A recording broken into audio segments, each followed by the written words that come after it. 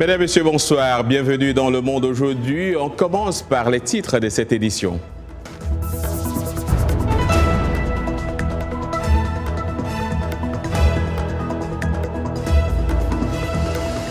Le choix du comité Nobel norvégien s'est porté sur le Premier ministre Abiy Ahmed Ali, 43 ans. Il est l'un des plus jeunes chefs de gouvernement d'Afrique. C'est ce vendredi qu'il a reçu la nouvelle. Oui, bonjour Monsieur le Premier ministre. C'est Monsieur Njolstad qui parle. Je suis le secrétaire du comité Nobel norvégien. Je vous appelle d'Oslo. Je tiens à vous féliciter d'avoir reçu le prix Nobel de la paix de cette année. Merci beaucoup. Je suis vraiment très honoré. Je viens d'apprendre la nouvelle. Merci beaucoup. C'est un prix décerné à l'Afrique, à l'Éthiopie, et je peux imaginer à quel point le reste des dirigeants africains le considéreront positivement et seront inspirés à travailler sur le processus de construction de la paix sur notre continent. Merci beaucoup. Je suis si heureux et ravi de cette nouvelle. Des événements qui remontent au 8 juillet, date à laquelle une rencontre historique a eu lieu entre le Premier ministre éthiopien et le président érythréen. Les deux dirigeants ont signé une déclaration commune mettant fin à l'état de guerre. Les ambassades ont été réouvertes. Les liaisons commerciales aériennes ont repris aussitôt. Mais l'enthousiasme a vite fait place à la frustration. La frontière entre les deux pays est à nouveau fermée. La signature d'accords commerciaux se fait attendre et l'Éthiopie, pays enclavé, n'a toujours pas accès au port érythréen. Le chemin à parcourir avant une paix ferme et définitive est encore long, estiment les analystes. Mais le Premier ministre reste positif. Il doit exister un système de contrôle et un système de contrôle personnalisé. Et nous avons besoin de cette capacité pour pouvoir savoir ce que les gens font à l'entrée et à la sortie. On craint que, si nous laissons les frontières ouvertes sans contrôle, il sera difficile de prévenir les problèmes. Le prix qui lui a été décerné sera présenté à Oslo le 10 décembre, une reconnaissance d'une valeur de 9 millions de couronnes suédoises, soit environ 900 000 $ américains. La demande de logements abordables au Nigeria continue d'accroître plus vite par rapport à l'offre, surtout dans les zones urbaines du pays, en particulier à Abuja. Cet endroit s'appelle Gishiri, un grand quartier isolé, pourtant au centre de la capitale fédérale du Nigeria. Faute de logements abordables, dans une capitale qui doit répondre aux besoins de près de 3 millions d'habitants, beaucoup se retrouvent dans des agglomérations pareilles. Je vis ici à Gishiri parce que je n'ai pas le choix. C'est l'endroit où vivent les pauvres. Vous me comprenez? Parce que je n'ai pas les moyens d'aller vivre dans le centre-ville. C'est la raison pour laquelle je me retrouve dans ces habitations pour me débrouiller. Quand Dieu va répondre à ma prière, tout ira bien. Les maisons d'ici ne sont pas du standard comme vous voyez. Les écoles et tout le reste, rien n'est bon. Nous ne sommes pas contents. Nous demandons au gouvernement de nous aider pour l'eau, la route et tous les autres besoins. Chaque année, plusieurs centaines de personnes arrivent de la campagne à la recherche d'un emploi, ce qui accentue cette crise du logement dans le pays le plus peuplé d'Afrique.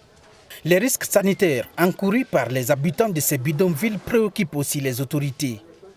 Des passages récemment au Nigeria, une délégation onusienne conduite par Leila Nifera a décrit les conditions de certains établissements informels au Nigeria comme inhumaines et peut-être les pires du monde.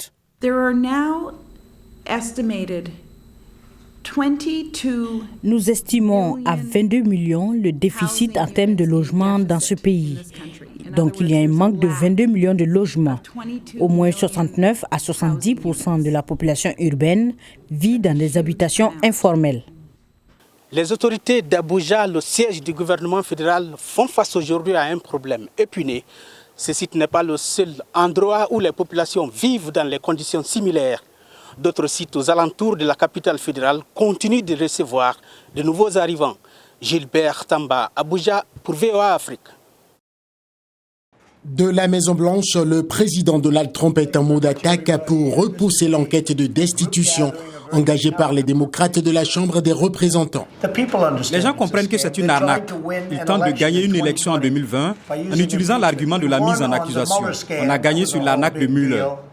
C'était une grosse affaire qui a duré 2 ans et demi.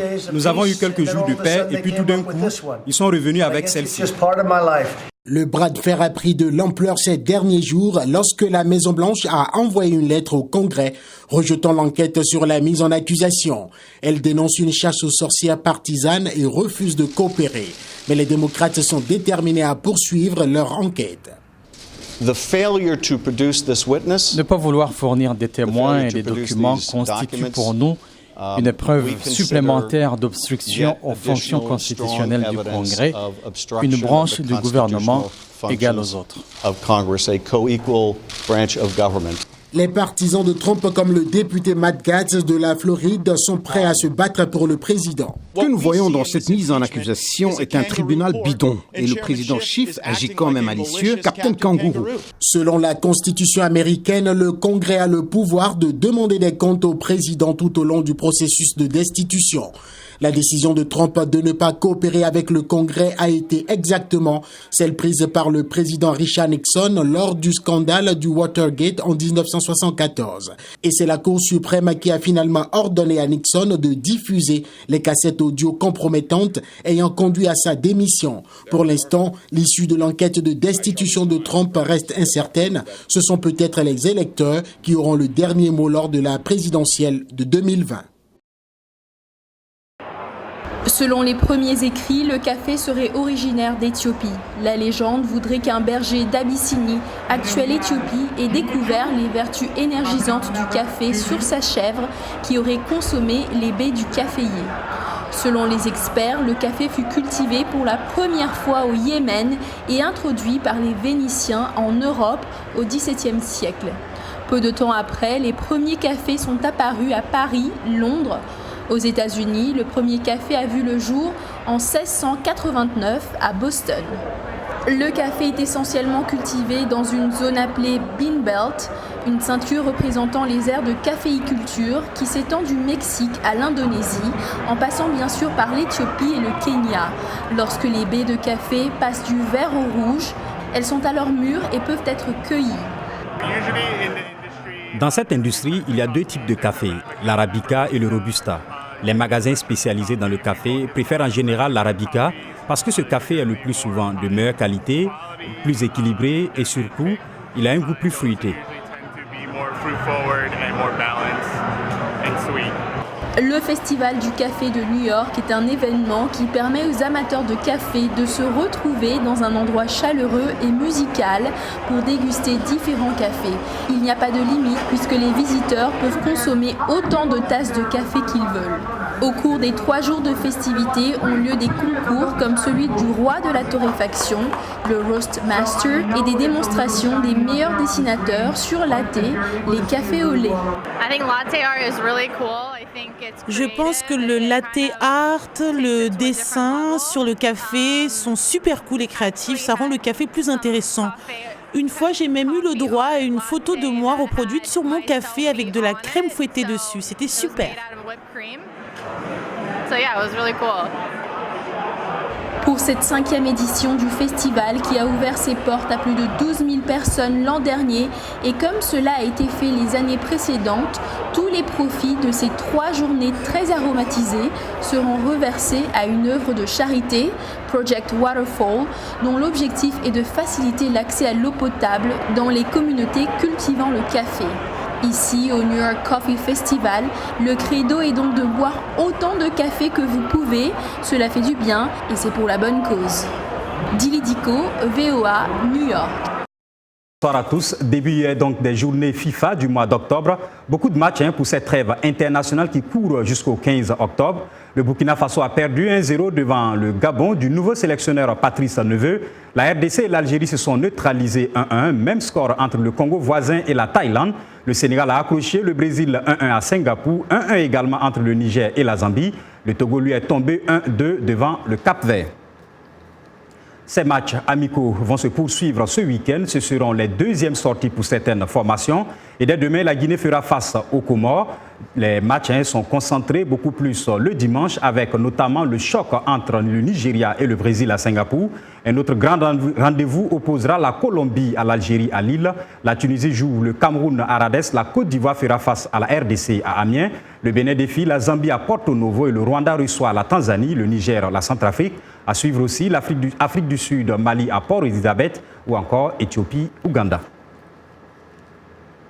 La FIFA, qui fait de l'humanitaire, l'instance mondiale va soutenir la lutte contre le sida, le paludisme et la tuberculose. L'instance mondiale du ballon rond va organiser un grand événement l'an prochain pour récolter des fonds pour financer cette lutte, d'après son président Gianni Infantino. Cette annonce intervient au lendemain d'une conférence organisée à Lyon où le président Emmanuel Macron a annoncé que l'objectif des 14 milliards de dollars a été atteint pour le refinancement du Fonds mondial de lutte contre le sida, la tuberculose et le paludisme.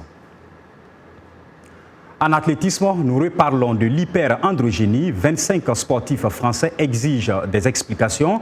Nous, athlètes français de haut niveau, exprimons notre sidération et voulons des explications, ont écrit dans une lettre ouverte les athlètes dont la double championne du monde de taekwondo Gladys Epang, le quintuple champion du monde de natation Fabien Gillot et la triple championne du monde de judo Gévrise Eman. Les signataires s'appuient sur un reportage diffusé par la chaîne allemande ARD où une athlète ougandaise hyperandrogène, Annette Negesa, privée des Jeux Olympiques en 2012 pour un taux de testostérone naturel anormal, dit avoir subi, sans en avoir été averti, une opération d'ablation des organes génitaux internes.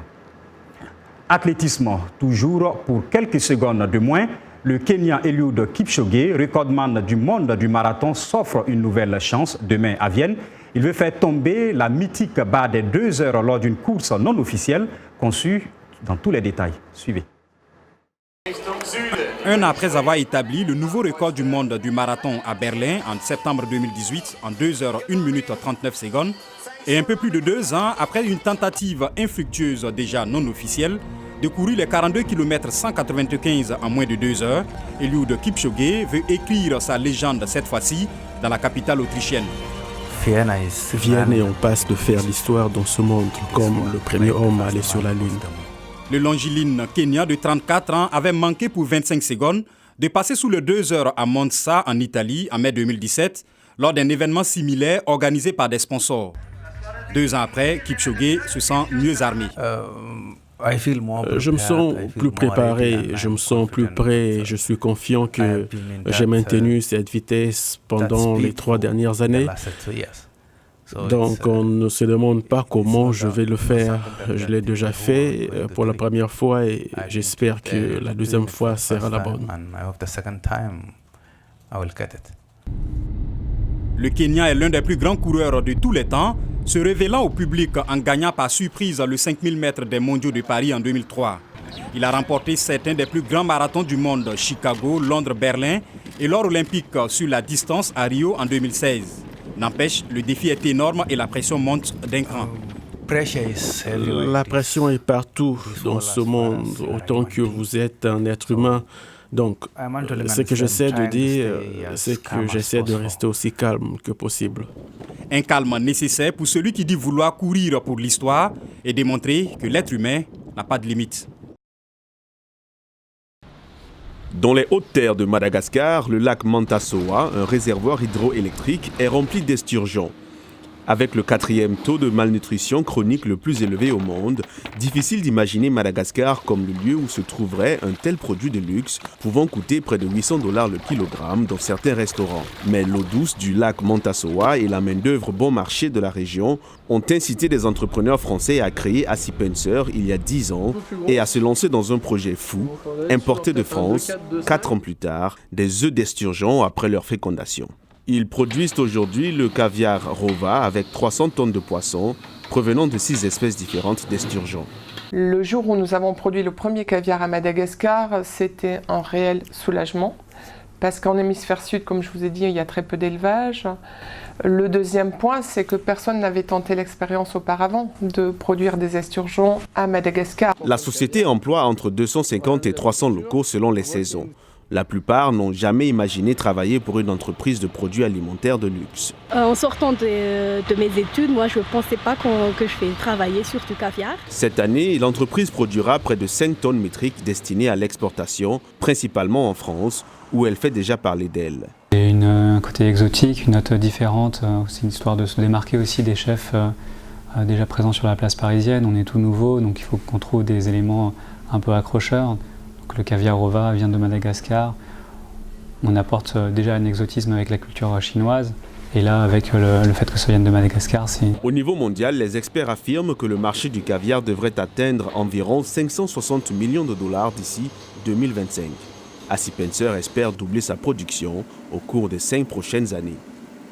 C'est la fin de ce journal. Merci à toute l'équipe qui l'a préparé et à vous d'avoir suivi. Excellent week-end à toutes et à tous. Demain est un autre jour. Bonsoir.